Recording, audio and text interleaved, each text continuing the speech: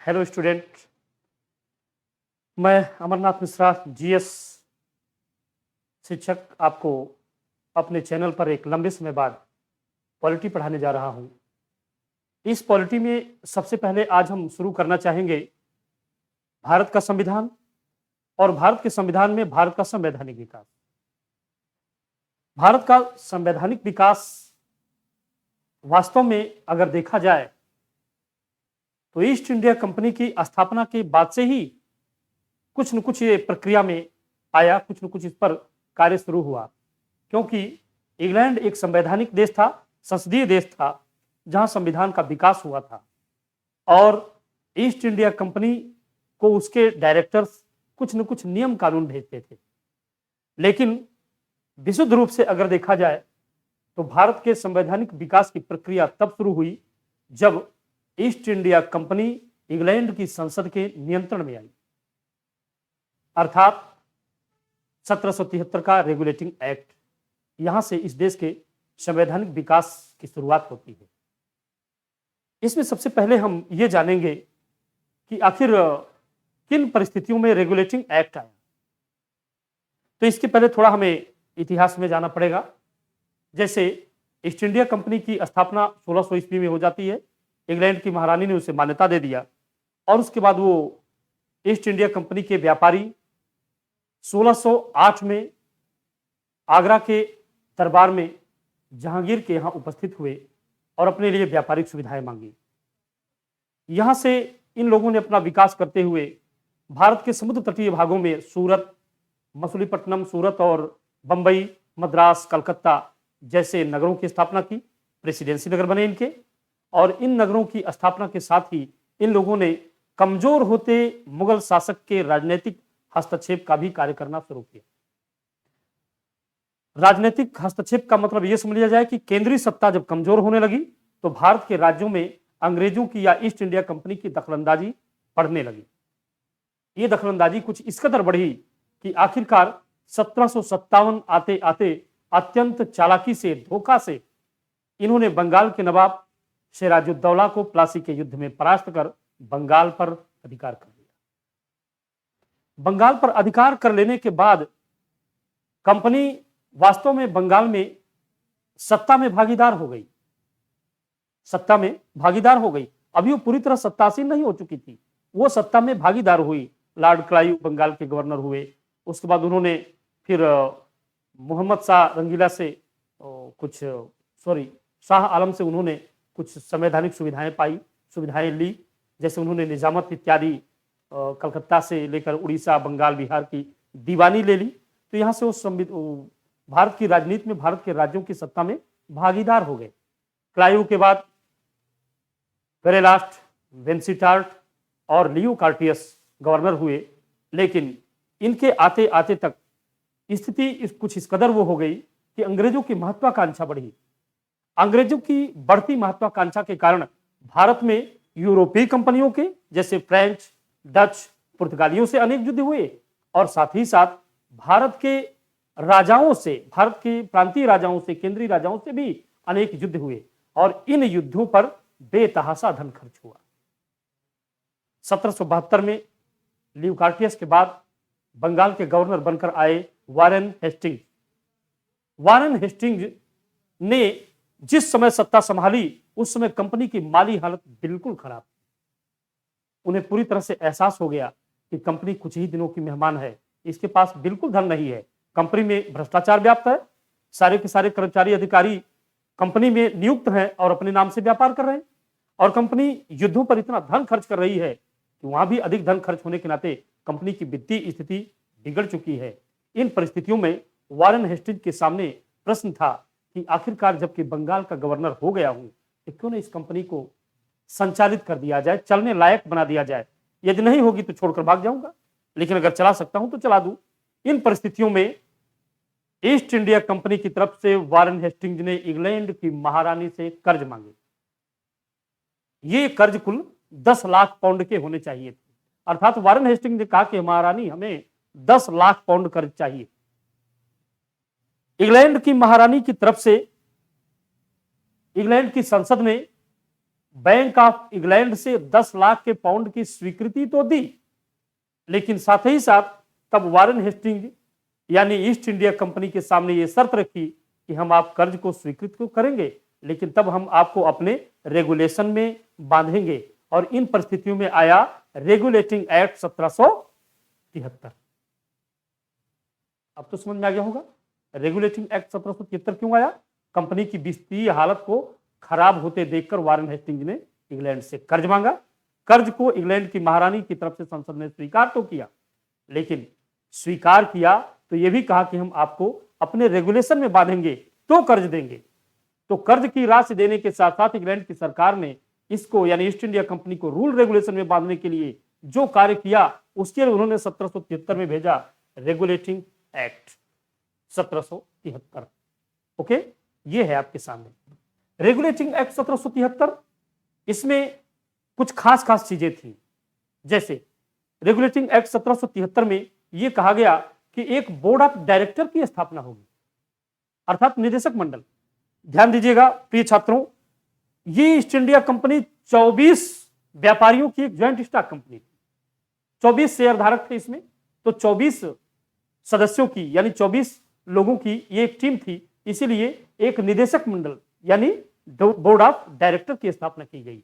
East India company के लिए England की सरकार ने कहा या इंग्लैंड की संसद ने कहा एक बोर्ड ऑफ डायरेक्टर की स्थापना की जाएगी जिसके आप 24 सदस्य होंगे। तो पहली चीज उन्होंने क्या कहा, यानी रेगुलेटिंग एक्ट का जो पहला पैरा था, पैरा नंबर 1, इसमें उन्होंने कहा कि एक बोर्ड ऑफ डायरेक्टर की स्थापना की जाएगी। ये हुआ, यहां कहा गया बोर्ड ऑफ डायरेक्टर की स्थापना की जाएगी। डायरेक्टर, ये क्वेश्चन भी बन सकता है, बोर्ड ऑफ डायरेक्टर की स्थापना किस अधिनियम में बनी, किस रेगुलेशन में बनी, तो रेगुलेटिंग एक्ट में बोर्ड ऑफ डायरेक्टर की स्थापना हुई। ठीक, इसके कितने सदस्य थे, इसके 24 सदस्य थे, यानी 24 सदस्यीय बोर्ड ऑफ डायरेक्टर की स्थापना हुई। इन्हें निदेशक मंडल भी कहा जाता है, पहला। इसके बाद इस पैरा में आगे भी था कि बोर्ड ऑफ डायरेक्टर की स्थापना के साथ साथ अगला जो काम किया जाएगा वो था बंगाल, मद्रास और बंबई की प्रेसिडेंसी भी युद्ध काल में बंगाल के अधीन होगी या बंगाल की प्रेसिडेंसी के अधीन होगी। इसलिए बंगाल का गवर्नर अब से गवर्नर जनरल कहा जाएगा। तो पैरा नंबर 2 क्या था, बंगाल का गवर्नर गवर्नर जनरल कहा जाएगा। बंगाल का गवर्नर अब क्या कहा जाएगा, गवर्नर जनरल। ये हो गए,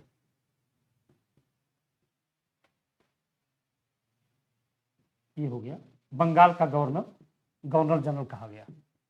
तो बंगाल के पहले गवर्नर जनरल कौन हुए, वारेन हेस्टिंग्स।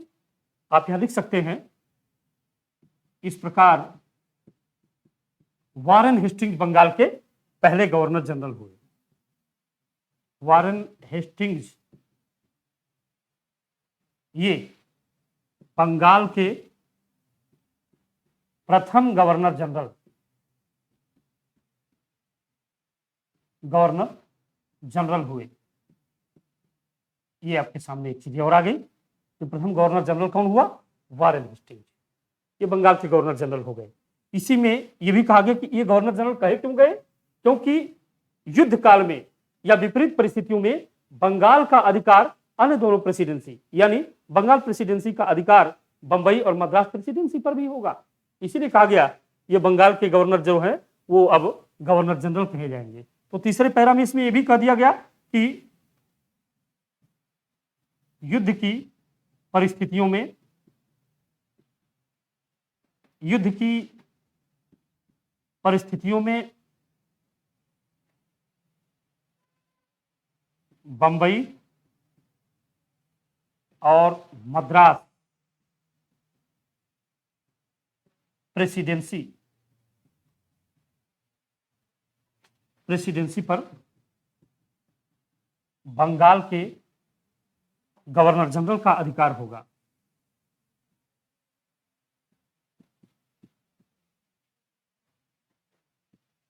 गवर्नर जनरल का अधिकार होगा।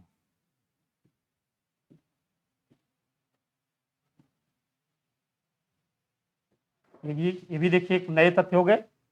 इसमें तीसरा तथ्य देख लीजिए, तीसरे के बाद चौथा तथ्य। इसमें कहा गया कि अंग्रेजों के इस गवर्नर जनरल की एक परिषद होगी जिसके 4 सदस्य होंगे। इस रेगुलेशन में देखते जाइए, गवर्नर जनरल की एक परिषद होगी और उसके 4 सदस्य होंगे। तो यहां देखिए, गवर्नर जनरल की एक परिषद होगी, एक काउंसिल होगी। परिषद में काउंसिल, परिषद होगी जिसके 4 सदस्य होंगे। 4 सदस्य होंगे, ये हो गए। ये सदस्य थे, कौन कौन से सदस्य थे इनको जान लीजिए। क्लेवरिंग एक सदस्य थे, क्लेवरिंग।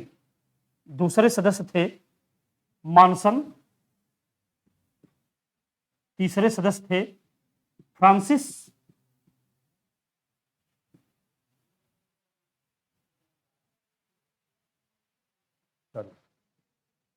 ये फ्रांसिस। और चौथे सदस्य थे बारवेल। ये 4 सदस्य थे। यानी इंग्लैंड की संसद ने जो कानून बनाए उसमें यह भी कानून बनाया कि गवर्नर जनरल तो कहे जाएंगे बंगाल के गवर्नर, लेकिन उनकी एक परिषद होगी जिसके 4 सदस्य होंगे। क्लेवरिंग, मॉनसन, फ्रांसिस और बारवेल को गवर्नर जनरल की परिषद का 4 सदस्य बनाया गया। एक चीज और इसमें आया, यह भी कहा गया कि अंग्रेजों के झगड़े सुलझाने के लिए कलकत्ता सुप्रीम कोर्ट की स्थापना की जाएगी। कलकत्ता सुप्रीम कोर्ट की स्थापना की जाएगी। तो कलकत्ता सुप्रीम कोर्ट की स्थापना भी 1773 के रेगुलेटिंग एक्ट में 1775 में स्थापित हो गई, 1774 में स्थापित हो गई। इसके भी जो मुख्य न्यायाधीश बनकर आए उनका नाम था एलिजा इम्पे। Elijah Impey. और इसमें जो सदस्य न्यायाधीश बनकर आए थे उनका नाम था चैम्बर, लेमेस्टर और हाइड ईस्ट। ये इसके सदस्य बनकर आए थे। तो यहां देखिए, पश्चिमी में कहा गया कि कलकत्ता सुप्रीम कोर्ट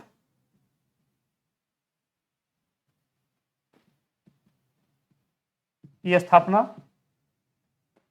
हुई। एलिजा इम्पे इसके मुख्य अध्यक्ष हुए या मुख्य न्यायाधीश हुए। एलिजा इम्पे इसके प्रथम मुख्य न्यायाधीश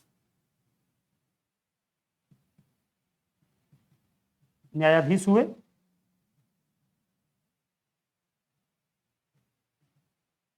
तथा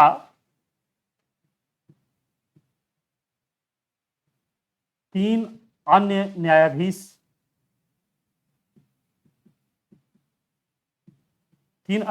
भी इसके हुए। ये 3 अन्य न्यायाधीश जो थे इनका नाम था चैम्बर, लिमेस्टर और हाइड ईस्ट।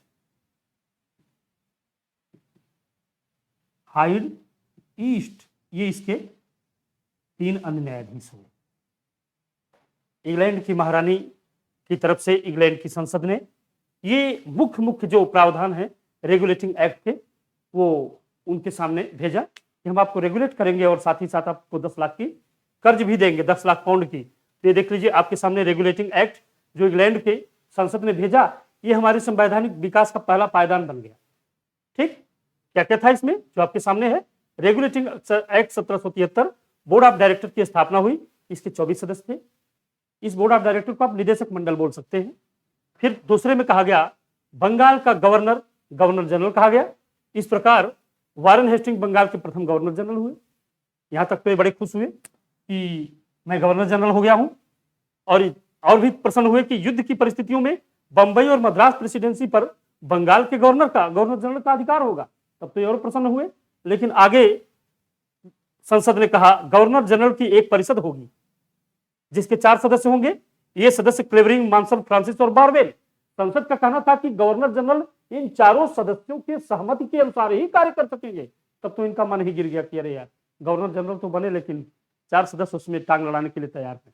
ठीक, तो सर इन लोगों से हमारे झगड़े लड़ाई भी हो सकते हैं। तो इंग्लैंड की संसद ने महारानी की तरफ से कहा कि हाँ मैं समझता हूं आप अंग्रेज लोग हैं, झगड़े लड़ाई कर सकते हैं। तो इसके लिए उन्होंने कहा कलकत्ता सुप्रीम कोर्ट की स्थापना की जाएगी। 1773 के रेगुलेटिंग एक्ट के तहत 1774 में कलकत्ता में सुप्रीम कोर्ट की स्थापना हुई। इसके साथ प्रांतीय न्यायालयों की भी स्थापना हुई, लेकिन सुप्रीम कोर्ट के प्रथम मुख्य न्यायाधीश बनकर आए जिनका नाम था एलिजा इम्पे। इसके प्रथम न्यायाधीश बने, प्रथम मुख्य न्यायाधीश, और 3 अन्य न्यायाधीश जो बने वो थे चैम्बर, लिमेस्टर और हाइड ईस्ट। ये 3 अन्य न्यायाधीश बने। ये रहा 1773 का रेगुलेटिंग एक्ट। ठीक, ये आपके सामने। डियर स्टूडेंट, इसके बाद जो अगला कार्य यहां पर किया गया, 1773 का रेगुलेटिंग एक्ट तो आ गया, लेकिन 1781 में एक सेटलमेंट एक्ट आया था, सेटलमेंट एक्ट। इसमें कुछ चीजें स्पष्ट कर दी गई।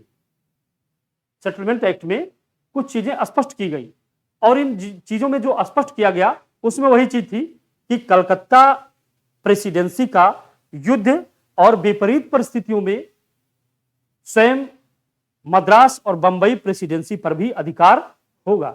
यह सेटलमेंट एक्ट था, यानी एक संशोधन एक्ट था। लास्ट में इसमें था 10 वर्ष बाद इसकी समीक्षा की जाएगी। तो 1773 है तो 83 में इसकी समीक्षा की जानी थी। 83 में कंपनी की वित्तीय स्थिति फिर कुछ खराब थी, उन्होंने कहा एक बार और कर्ज दे दिया जाए। तो ठीक है, आपको दूसरी बार कर्ज दिया जाएगा, लेकिन इसमें आपको प्रावधान में थोड़ा बढ़ोतरी की जाएगी, यानी कुछ और भी हम आप पर नियम कानून लगाएंगे, तब आप हमारे रेगुलेशन में रह करके आप अच्छी तरह काम कर सकेंगे।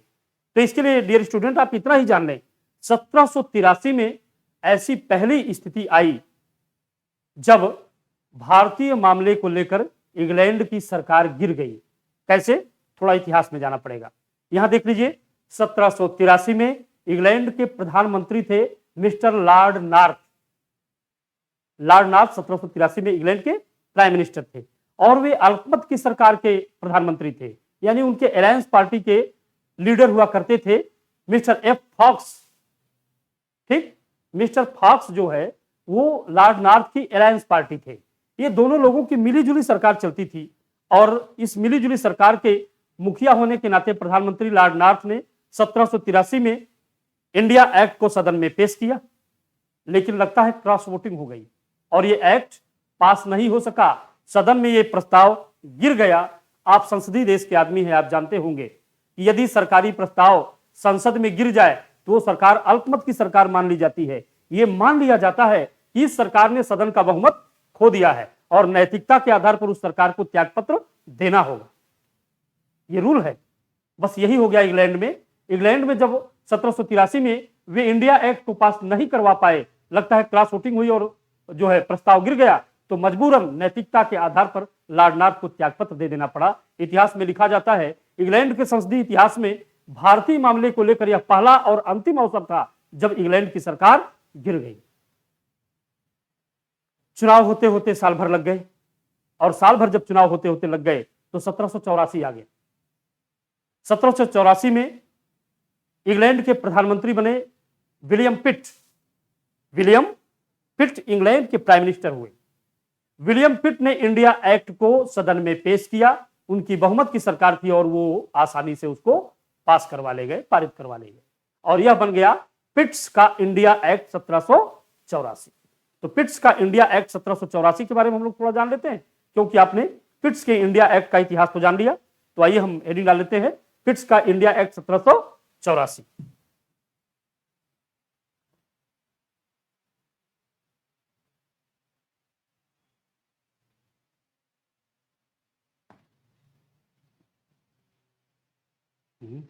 नहीं रहा, बड़ी कठिनाई से मिट रहा।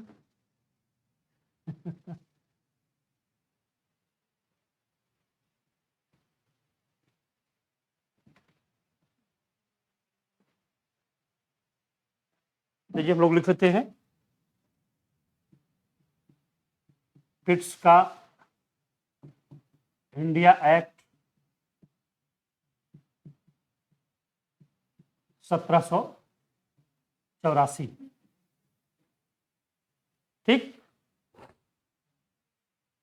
आप यहां लिख सकते हैं कि पिट्स का इंडिया एक्ट 1784 से पहले लॉर्ड नॉर्थ ने इसे 83 में पास करवाना चाहा, लेकिन वो पास नहीं हुई, और इंग्लैंड के इतिहास में पहला अवसर था जैसे मामले पर सरकार गिर गई, आप इसको यहां लिख भी सकते हैं। यहां लिख सकते हैं 1783 में इंग्लैंड के पीएम लॉर्ड नॉर्थ की सरकार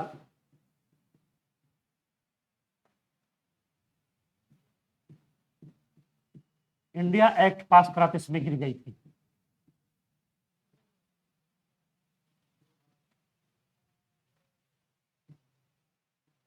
इंडिया एक्ट पारित नहीं करवा पाई और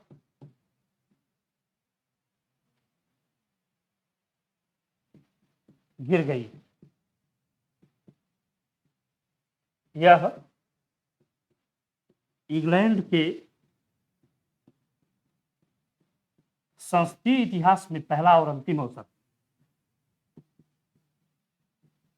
संसदीय इतिहास में पहला और अंतिम अवसर था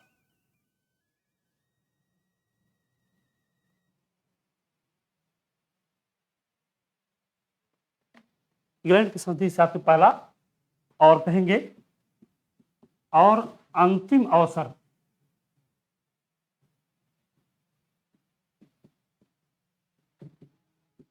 जब इंग्लैंड की सरकार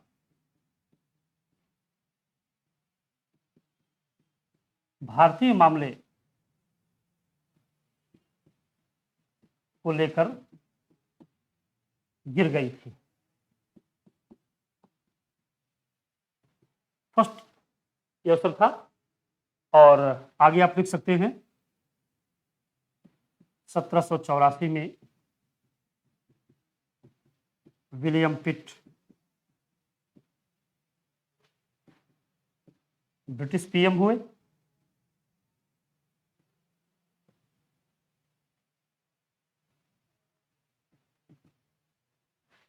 और उन्होंने इसे पारित करवा लिया।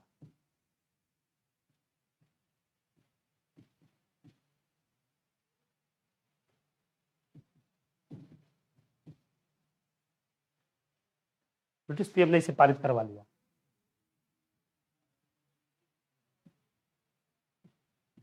इस एक्ट के अनुसार जो पहली चीज हुई उसमें आप इतना ही जान लें कि पिट्स का इंडिया एक्ट जब पारित हुआ तो उसमें कानून जो दिया गया उसमें यह था, कंपनी के राजनीतिक और सैनिक कार्य कंपनी के वाणिज्यिक या व्यापारिक और सैनिक कार्य अलग अलग कर दिए गए। कंपनी के व्यापारिक कार्य और सैनिक कार्य अलग अलग कर दिए गए। व्यापारिक कार्य को बोर्ड ऑफ डायरेक्टर देखता रहा, उसका व्यापारिक कार्य था भी, लेकिन जो सैनिक कार्य कर रही थी कंपनी, ईस्ट इंडिया कंपनी, जो भारत के राज्यों में हस्तक्षेप करके राज्य के राज्य जीतती चली जा रही थी, अब उस कार्य के लिए इंग्लैंड की संसद ने थोड़ा नियंत्रण बढ़ाया ईस्ट इंडिया कंपनी पर और बोर्ड ऑफ कंट्रोल की स्थापना की। प्रश्न उठता है, बोर्ड ऑफ कंट्रोल की स्थापना किस अधिनियम द्वारा की गई थी? पिट्स के इंडिया एक्ट के द्वारा की गई थी। यानी कंपनी के राजनीतिक या सैनिक तथा व्यापारिक कार्य को बांट दिया गया, अधिनियम नंबर 1। और अधिनियम नंबर 2 था, इस समय कंपनी के सैनिक कार्यों को करने के लिए बोर्ड ऑफ कंट्रोल की स्थापना की गई। तो यहां इस एक्ट के अनुसार दो चीजें हुई। नंबर 1, कंपनी के व्यापारिक और सैनिक कार्य बांट दिए गए। व्यापारिक और सैनिक कार्य या सैनिक मामले विभाजित कर दिए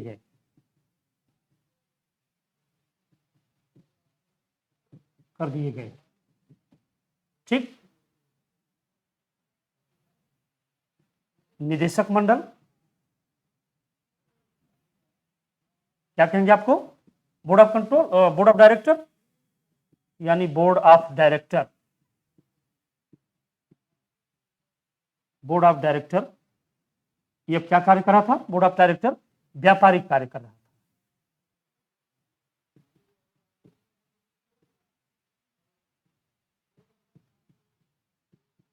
करने लगा तथा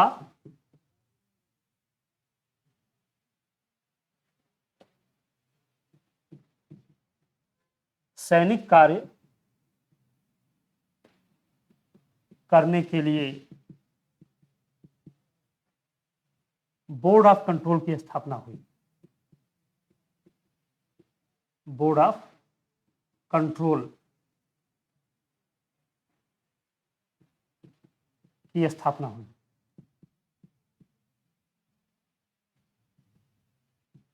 इसमें कुल 16 सदस्य थे। कुल कितने सदस्य थे? 16 सदस्य। ये रही आपके सामने पिट्स का इंडिया एक्ट।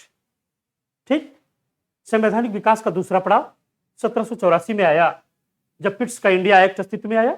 मैंने इसके इतिहास को थोड़ा पहले बताया कि 1783 में ही इसे आ जाना चाहिए था, लेकिन उस समय के ब्रिटिश पीएम लॉर्ड नॉर्थ अपने सहयोगी दल के साथ जो शासन कर रहे थे, इसे पास नहीं करवा पाए, तो पारित नहीं हो पाए, तो त्यागपत्र देना पड़ा। और त्यागपत्र देने के बाद जो चुनाव हुआ, तो इंग्लैंड के प्राइम मिनिस्टर हुए मिस्टर विलियम पिट, और विलियम पिट ने इसे सदन में पास पेश किया, आराम से पारित हो गया, क्योंकि उनकी बहुमत की सरकार थी। और उन्होंने जो एक्ट पारित कराया, उसके अनुसार कंपनी के सैनिक कार्य और व्यापारिक कार्य बांट दिए गए। बोर्ड ऑफ डायरेक्टर यानी निदेशक मंडल इस समय व्यापारिक कार्य देखता था, और कंपनी ने जो भारत में सैनिक कार्य करना शुरू किया था, उसके लिए इंग्लैंड की संसद ने बोर्ड ऑफ कंट्रोल यानी नियंत्रण मंडल की स्थापना की, और नियंत्रण मंडल अब भारत के सैनिक कार्यों के लिए उत्तरदायी हो गया। यह इंग्लैंड की संसद में 16 सदस्यीय एक दल था, जो बोर्ड ऑफ कंट्रोल का के सभी सदस्य बने। यानी क्वेश्चन था बोर्ड ऑफ कंट्रोल की स्थापना कब की गई, तो आप बड़े आराम से कह सकते हैं 1784 के पिट्स के इंडिया एक्ट में बोर्ड ऑफ कंट्रोल की स्थापना हुई। इसी में आप ये भी कह सकते हैं, और प्रश्न पूछा जा सकता है कि कंपनी के व्यापारिक और सैनिक कार्य कब विभाजित किए गए, तो बोर्ड ऑफ पिट्स के इंडिया एक्ट। ये क्वेश्चन रट भी सकता है। पिट्स के इंडिया एक्ट में कंपनी के कार्यों का विभाजन हुआ, वो दोनों चीजें कौन कौन थी जो विभाजित हुई, दोनों तथ्य कौन कौन से थे, ये भी पूछ सकता है। या ये भी पूछ सकता है कि कंपनी के निदेशक मंडल और बोर्ड ऑफ कंट्रोल को कुछ नए कार्य या कुछ विभाजित करके कार्य किस एक्ट में दिए गए। आप आराम से कहते हैं पिट्स के इंडिया एक्ट में दिए गए। तो एक ही क्वेश्चन को बार बार घुमा फिरा के बोर्ड ऑफ कंट्रोल की स्थापना पूछ सकता है, उसी क्वेश्चन को पूछ सकता है इसकी स्थापना कब हुई, या इसी तथ्य को कह सकता है कंपनी के कार्य कब विभाजित कर दिए गए। पिट्स के इंडिया एक्ट 1784 विभाजित कर दिए गए। उसी कह सकता है कि कंपनी ने दो नए कार्य किस समय किए, और उसके लिए बोर्ड ऑफ कंट्रोल और बोर्ड ऑफ डायरेक्टर को उत्तरदायी ठहराया। तो पिट्स के इंडिया एक्ट में दो कार्य हुए, सैनिक और व्यापारिक, इसके लिए बोर्ड ऑफ कंट्रोल और बोर्ड ऑफ डायरेक्टर को उत्तरदायी ठहराया गया। ये आपके सामने। ओके, हम इसमें एक चीज और देखते हैं। इसी समय एक चीज इसमें और आई थी। पिट्स के इंडिया एक्ट के बाद, यानी पिट्स का इंडिया 1784, 1786 में एक नया प्रावधान आया। 1786 के एक्ट में इंग्लैंड की महारानी को, कॉर्नवालिस को भारत का गवर्नर जनरल बनाना था। प्रिय छात्रों, एक बात जानते रहिएगा, ये लॉर्ड कॉर्नवालिस वही हैं जो अमेरिकी स्वतंत्रता संग्राम के समय इंग्लैंड के सेनापति थे, और इंग्लैंड की तरफ से यही हारे थे, और अमेरिका के लोगों की विजय हुई थी, और अमेरिका की तरफ से सेनापति होते थे जॉर्ज वाशिंगटन। ये जॉर्ज वाशिंगटन वही हैं जो पहले अमेरिका के राष्ट्रपति हुए। प्रथम अमेरिकी राष्ट्रपति कौन हुए? George Washington. ये अमेरिका के स्वतंत्रता संग्राम में स्वतंत्रता संग्राम की सैनिकों का सेनापतित्व कर रहे थे, और इस स्वतंत्रता संग्राम के सैनिकों की मदद कर रहा था फ्रांस। यानी फ्रांस से अमेरिका के स्वतंत्रता संग्राम सेनानियों को सैनिक मदद मिल रही थी, और इस जो सैन्य संगठन बना था, इसके मुखिया थे जॉर्ज वाशिंगटन, और उधर से इंग्लैंड के सेनापति थे लॉर्ड कॉर्नवालिस। इस युद्ध में अमेरिकी स्वतंत्रता संग्राम में अमेरिकी जीत गए, यानी जॉर्ज वाशिंगटन जीत गए, और लॉर्ड कॉर्नवालिस हार गए। आगे चलकर जो अमेरिका का संविधान बना, तो उस स्वतंत्रता संग्राम सेनानियों में जो सेनापति थे जॉर्ज वाशिंगटन, वो पहले राष्ट्रपति बने अमेरिका के, और उधर लॉर्ड कॉर्नवालिस जो कि अब सेनापति पद से हटा दिए गए थे, इंग्लैंड की महारानी ने उन्हें भारत का गवर्नर जनरल नियुक्त करने का विचार बनाया, और उन्हें भारत के गवर्नर जनरल बनाने के लिए राजी करना शुरू किया। लेकिन इसके लिए लॉर्ड कॉर्नवालिस तैयार नहीं थे। उनका कहना था, यदि मुझे गवर्नर जनरल और कमांडर इन चीफ दोनों शक्तियों को दे दिया जाए तो मैं भारत का गवर्नर जनरल बन सकता हूं। और इधर 1784 के पिट्स के इंडिया एक्ट के तहत ये दोनों कार्य बंट गए थे। व्यापारिक कार्य अलग, जिसको गवर्नर जनरल देखते, और सैनिक कार्य अलग, जिसको बोर्ड ऑफ कंट्रोल देखता। कार्नवालिस का कहना था कि मुझे बोर्ड ऑफ कंट्रोल वाला कार्य यानी कमांडर इन चीफ, सेनापति वाला कार्य भी दिया जाए, और मुझे व्यापारिक कार्य में गवर्नर जनरल का कार्य भी दिया जाए, तो मैं भारत का गवर्नर जनरल बन सकता हूं। ये यहां से जो है लॉर्ड कार्नवालिस को गवर्नर जनरल बनाने के लिए ऐसा किया गया। 1786 के एक्ट में कार्नवालिस को भारत का गवर्नर जनरल बनाकर उनको कमांडर इन चीफ की शक्तियां भी दे दी गई। एक चीज और भी तथ्य के रूप में आप लोग जानते रहिएगा, 1784 के पिट्स के इंडिया एक्ट से द्वैध शासन की शुरुआत हुई। डुअल एडमिनिस्ट्रेशन की शुरुआत कब से होती है? 1784 के पिट्स के इंडिया एक्ट से। कैसे? एक गवर्नर जनरल का शासन, एक बोर्ड ऑफ कंट्रोल का शासन। तो आप इसमें लिख सकते हैं कि 1784 के पिट्स इंडिया एक्ट से भारत में द्वैध शासन की शुरुआत हुई। यहां आप लिख सकते हैं इसके उसमें जो है दूसरे में लिख सकते हैं कि इस एक्ट द्वारा भारत में द्वैध शासन की शुरुआत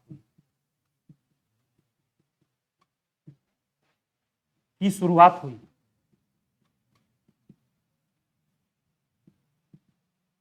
इस अधिनियम के द्वारा भारत में द्वैध शासन की शुरुआत हुई, एक नया कार्य आया। और आप इसमें यह भी कह सकते हैं कि 1786 के एक्ट द्वारा लॉर्ड कार्नवालिस को गवर्नर जनरल बना दिया गया। इसमें आप नीचे लिख भी सकते हैं, एक ऐसे कर सकते हैं और लिख सकते हैं 1786 के संशोधन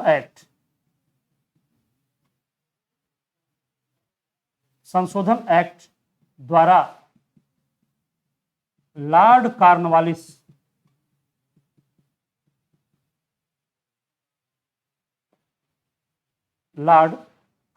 को कमांडर इन चीफ